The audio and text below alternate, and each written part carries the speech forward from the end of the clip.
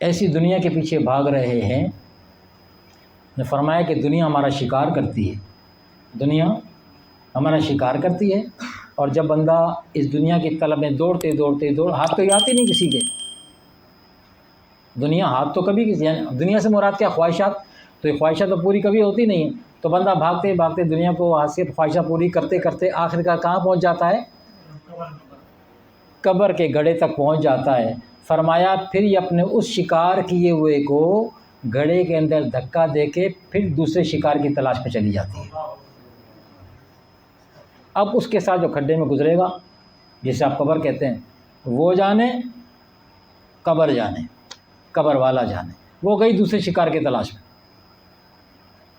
اور ہماری غفلتوں کا حال یہ ہے کہ ہم اسی کو، جس کو قبر میں دفنا رہے ہوتے ہیں، اسی کی قبر کے پاس بیٹھ کے ہم اسی دنیا کی باتیں کر رہے ہوتے ہیں۔ ہماری غفلتوں کا یہ معاملہ ہے کہ قبرستان میں بیٹھ کے سامنے قبر کھلی ہوئی، اپنے ہاتھوں سے 4 آدمی ایک کو قبر میں اتار رہے ہیں، اور باقی جتنا جمگٹا کھڑا ہے نا، وہ سارا کوئی بزنس کی بات کر رہا ہے کھڑا، کوئی نوکری کی بات کر رہا ہے کھڑا ہوا، کوئی کسی کی بات کر رہا ہے، کوئی دوست ہے، کوئی شادی، قبرستان کے اندر شادی بیاہ کی باتیں ہو رہی۔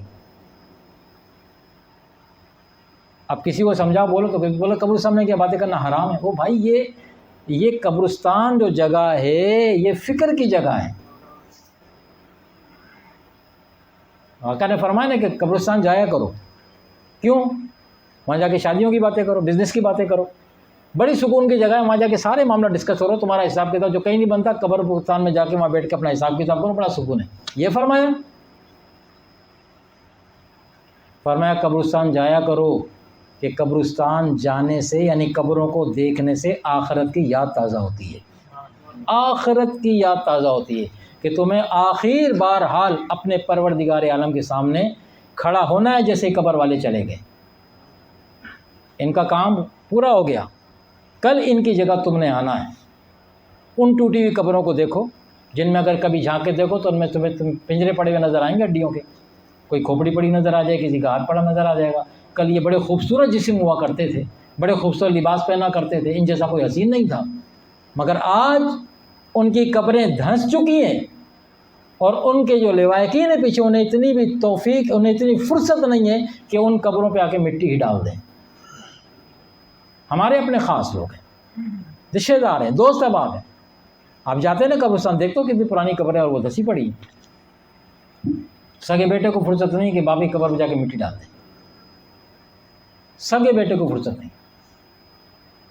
تو ایک دن ہم بھی ایسے ہی ہو جائیں گے، جس طرح ہم نے ان کو بلایا، لوگ ہمیں بھی ایسے بلا دیں گے، ہماری قبریں بھی ایسی بکھر جائیں گی، اور اندر جو کچھ ہونا ہے وہ تو پھر ہر بندہ اپنے قبر کے معاملے خود ہی بہتر جانے گا، اندر جائے۔